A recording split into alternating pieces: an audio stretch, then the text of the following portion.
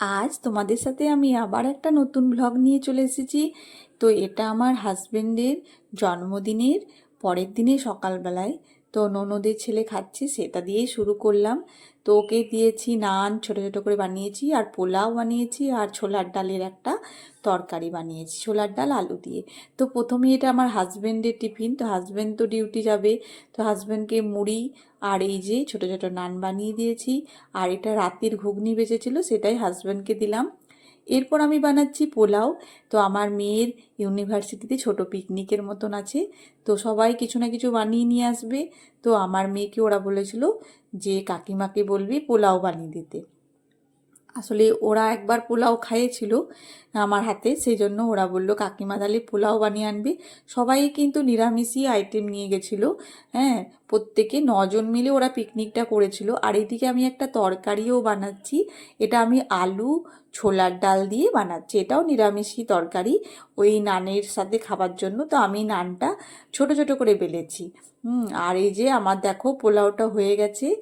আর পোলাও খেতে আমার মেয়েও খুব ভালোবাসে, আর আমার ননদের ছেলেও ভালোবাসে।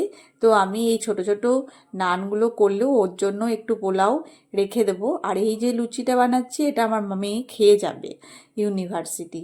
মেয়েকে যেতেও হবে, পিসির ছেলে এসেছে কিন্তু তাও ওকে যেতে হবে, কারণ ওদের আগের থেকেই ডেটটা ফিক্স ছিল যে যেই দিনই আমাদের ইউনিভার্সিটি খুলবে, তো সেই দিনই আমাদের একটা ছোট পিকনিক হবে।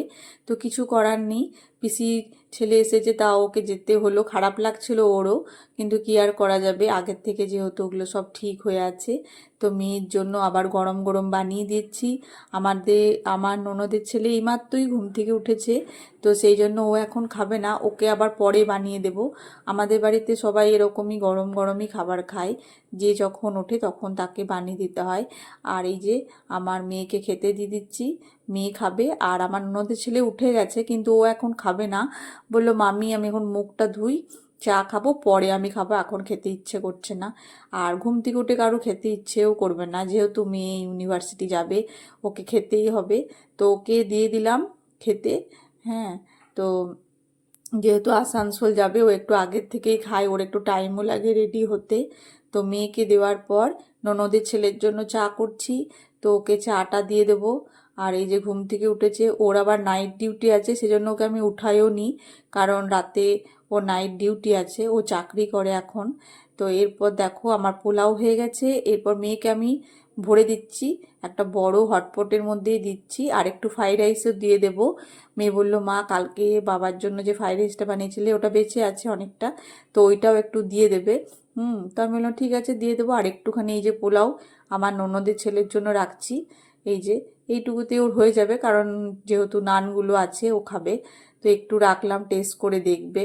হ্যাঁ, তো ওই যে ওকেও খেতে দিয়ে দিয়েছি, ও খেতে বসে গেছে, ওর একটু ভিডিও বানিয়ে নিচ্ছি। তো ছোটোবেলায় অনেকবারই ওরা আসতো, এখন আর আসতে পারে না, চাকরিও করে। তারপর ছোটোবেলায় গরমের ছুটি, পুজোর ছুটি, শীতের ছুটিতে আসতো। এখন সবাই ব্যস্ত হয়ে গেছে, ও চাকরি করে।